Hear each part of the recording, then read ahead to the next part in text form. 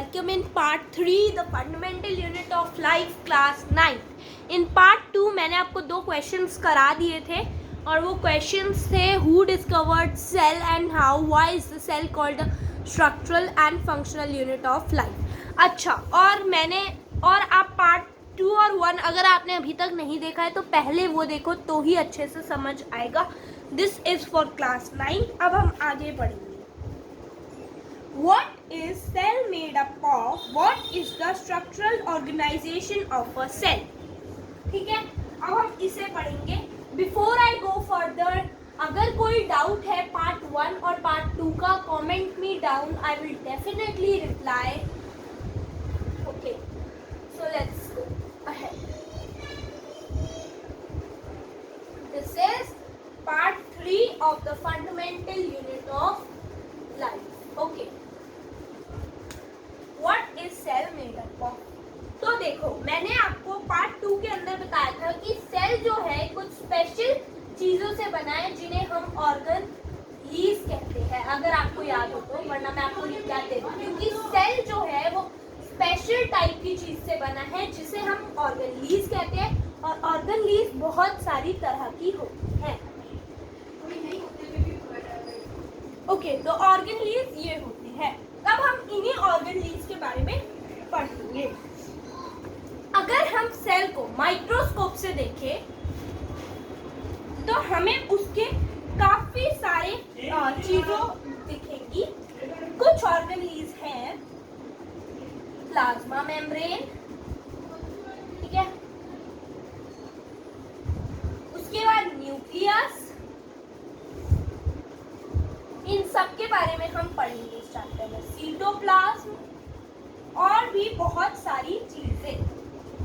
तो सबसे पहले हम पढ़ेंगे प्लाज्मा मेम्ब्रेन के बारे में. अब मैं आपको बताती हूँ what is plasma membrane. Okay, plasma membrane को हम सेल मेम्ब्रेन भी कहते हैं. Coming to plasma membrane in part 3. If you haven't subscribed till now, subscribe to watch more videos and press the bell icon as well. So we are going with plasma membrane, that is also known as cell membrane. ठीक है, start. This is the outermost covering of the cell that separates the content of the cell from its external environment. This is a cell. Cell की जो ये बाहर की boundary है, जो इसे बाहर के सामान से बाहर के सामान को अंदर नहीं आने देती, उसे हम बोलते हैं प्लाज्मा मेम्ब्रेन. ठीक है, this outer covering is known as plasma membrane. अब देखो, क्योंकि ऑक्सीजन, कार्बन डाइऑक्साइड सेल को भी चाहिए होती है, तो प्लाज्मा मेम्ब्रेन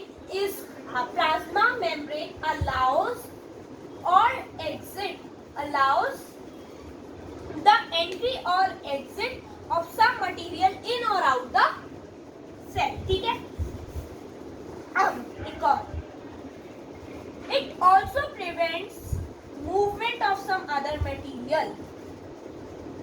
अच्छा देखो, अब क्या है कि इसके जो अंदर का सामान है ये इसकी मूवमेंट भी थोड़ी कम रखती है, अच्छे से सेल को चलाने में. एग्जिट एंट्री सबकी मेन हेड कौन है? Plasma membrane. Okay, plasma membrane क्योंकि ये काम करती है इसीलिए हम इसे बोलते हैं selectively permeable membrane. Permeable membrane. Why plasma membrane is called so? Because वो movement of other material control करती है, होने नहीं देती, इसलिए हम उसे बोलते हैं सिलेक्टिवली परमिएबल मेम्ब्रेन. इतना समझ आया? अब ये जो सब्सटेंस सेल के अंदर और बाहर जाता कैसे है सामान, ठीक है, इसके बारे में हम पढ़ेंगे. अंदर कैसे आता है और बाहर कैसे जाता है. Some substances like carbon dioxide or oxygen can move across the cell membrane by a process called diffusion. Okay, so अब प्लाज्मा मेम्ब्रेन के अंदर सामान जाता कैसे है? वो जाता है डिफ्यूजन क्या है ये पढ़ेंगे और डिफ्यूजन कहाँ कहाँ होता है ये भी पढ़ेंगे। तो डिफ्यूजन होता कैसे है? Diffusion is a spontaneous movement of a substance from a region of high concentration to a region where its concentration is low. अब ये होता कैसे, ध्यान से सुनना।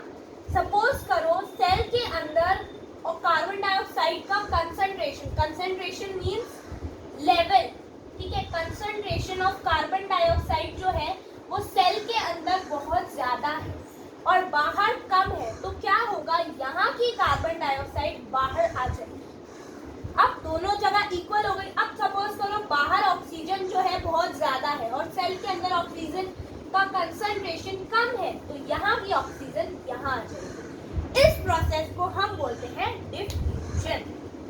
ओके, अब यही कार्बन डाइऑक्साइड को भी हेल्प करता है और ऑक्सीजन को भी हेल्प करता है, ठीक है। ये समझ आ गया। Okay, now water also obeys the laws of diffusion, यानी कि हवा में तो होता ही होता है, लेकिन वाटर के अंदर भी डिफ्यूजन होता है। Okay, the movement of water molecules through such a selectively permeable membrane is called osmosis. Diffusion जब पानी के अंदर होता है उसे हम ऑस्मोसिस कहते हैं, यानी कि जब पानी, सपोज करो ये सेल है, बाहर पानी है, अब पानी जब इसके अंदर आ गया तो ऑस्मोसिस हुआ और जब पानी से बाहर आ गया तो भी ऑस्मोसिस हुआ। अब ऐसा होता कब है वो भी जान लेते हैं। Okay, so what will happen if we put an animal cell or a plant cell into a solution of sugar or salt in water? ठीक है, अब देखो अगर शुगर सॉल्यूशन यानी कि चीनी जब पानी में घुली हुई होती है तो तब अगर हम किसी सेल को डालेंगे तो क्या होगा, इसके लिए हमें 3 प्रोसेसेस के बारे में जानना होगा। ऑस्मोसिस के 3 प्रकार है, यानी कि ऑस्मोसिस 3 तरह से होता है। पहला hypotonic solution, hypotonic. Second hypertonic. Third isotonic. अब होता क्या है, इस एक पिक्चर की तरह से समझेंगे तो इजीली समझ आएगा। कमिंग टू हाइपोटोनिक, एक बीकर है, बीकर के अंदर मैंने एक सेल डाला, ठीक है। सपोज कर लो राजमा डाला, ठीक है। यहाँ पे नॉर्मल पानी, यहाँ पे कंसंट्रेशन ऑफ वाटर, यहाँ पे सेल के अंदर वाटर जो है वो लो है, ठीक है। अब क्या होगा, ये पानी, क्योंकि यहाँ पे वाटर ज्यादा है, ये पानी इसके अंदर आ जाएगा और सेल स्वेल अप कर जाएगा, ठीक है। ये हो गया हाइपोटोनिक, ये रहे तो आपको अच्छे से पता चलता जाएगा डिफरेंस, वाटर इज लो, ठीक है। अब क्या होता है हाइपरटोनिक। सपोज करो मैंने एक शुगर सोल्यूशन लिया, शुगर पानी जो है वो मीठा है तो उसके अंदर पानी की कंसंट्रेशन कम होगी, जबकि इसके अंदर काफी ज्यादा है, तो क्या होगा, यहाँ से पानी बाहर आ जाएगा, तो सेल क्या हो जाएगा, श्रिंक। तो इसको वाटर इज, सेल के अंदर वाटर जो है मोर, वाटर इज हाई कंसंट्रेशन, ठीक है।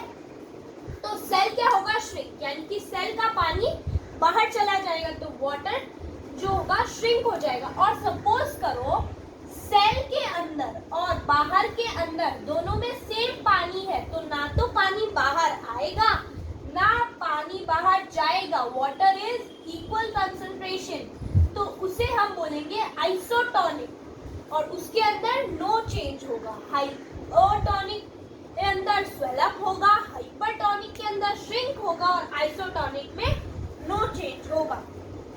ये हो गया। अब आ जाओ वापस, ये मैंने आपको ऑस्मोसिस भी समझा दिया है, ठीक है। Going ahead, Again, water crosses the cell membrane in both direction, but this time more. Okay. Thus, osmosis. After reading these three, thus osmosis is a very special case of diffusion through a selectively permeable membrane. ठीक है, ये तो हो गया, समझ में आ गया. Okay, now the plasma membrane. मैंने आपको प्लाज्मा मेम्ब्रेन के डिफ्यूजन और ऑस्मोसिस के बारे में बता दिया. अब आ जाओ वापस प्लाज्मा मेम्ब्रेन के बारे में, जिसपे हम रीड कर रहे थे. सो प्लाज्मा मेम्ब्रेन किससे बनी होती है? लिपिड्स और प्रोटीन से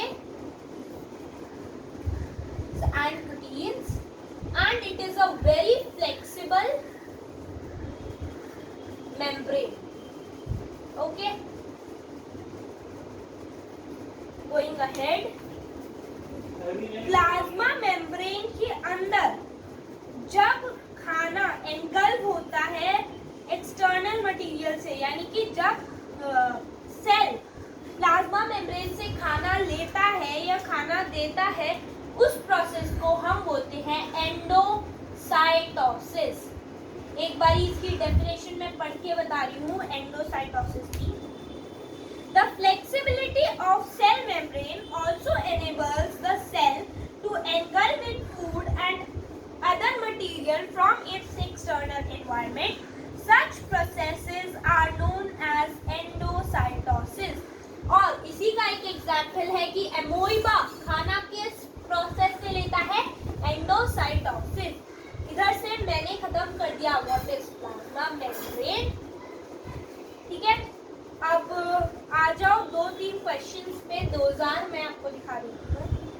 how do substances like carbon dioxide and water move in और out the cell? Discuss why is plasma membrane called a selectively permeable membrane. तो पहले क्वेश्चन के हिसाब से कार्बन डाइऑक्साइड पानी के कार्बन डाइऑक्साइड किस प्रोसेस से मूव करती है? डिफ्यूजन से. और वाटर किस प्रोसेस से मूव करता है? ऑस्मोसिस से. तो फर्स्ट का आंसर हो गया. उसमें पूछा था कि कार्बन डाइऑक्साइड कैसे मूव करती है सेल के अंदर और पानी कैसे मूव करता है सेल के अंदर, ये तो बता दिया. अब आ जाओ plasma membrane selectively permeable membrane क्यों कहते हैं? क्योंकि वो मैंने आपको पहले भी बताया था, because it prevents movement of some other material. Because it prevents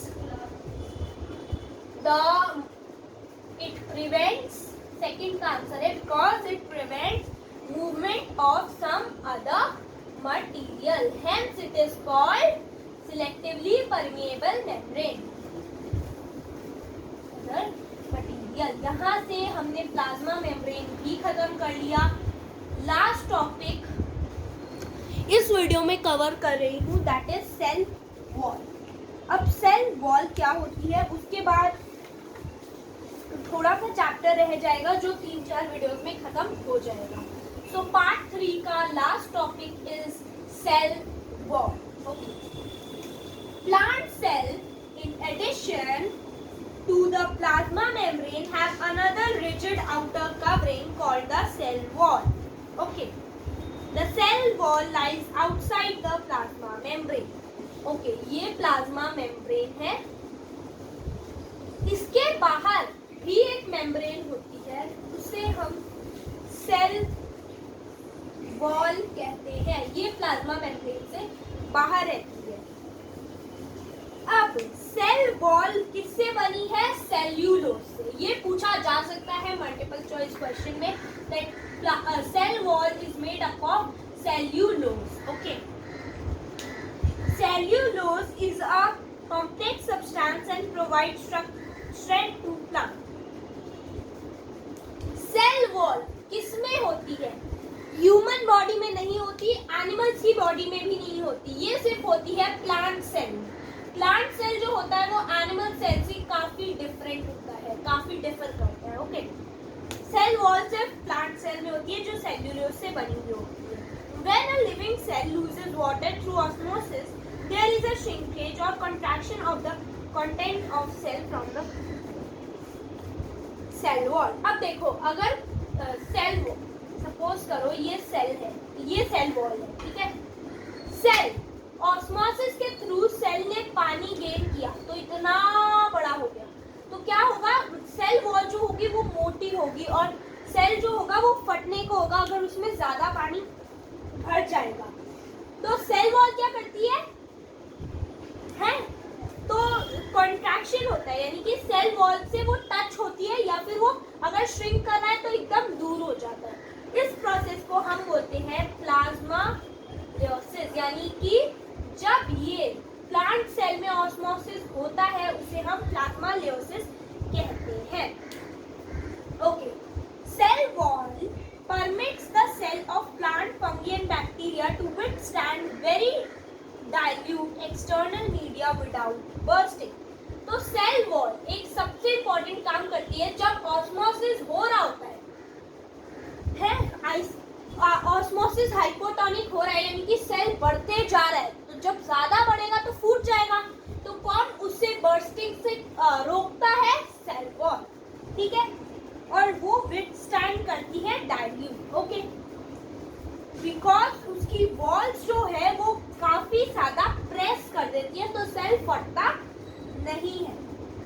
okay, so this is called, this was cell wall. Last चीज एक बार देख लो, दिस इज सेल जिसके अंदर श्रिंकेज हो रही है। अब ये प्रेशर लगा कि मैं फट जाऊंगा, तो क्या करती है ये उतना ही इक्वल प्रेशर लगाती है तो वो फटता नहीं है cell. This is for the video. Thanks for watching. I hope you like it. Like, share, subscribe. If you have any doubt, comment me down. Signing off.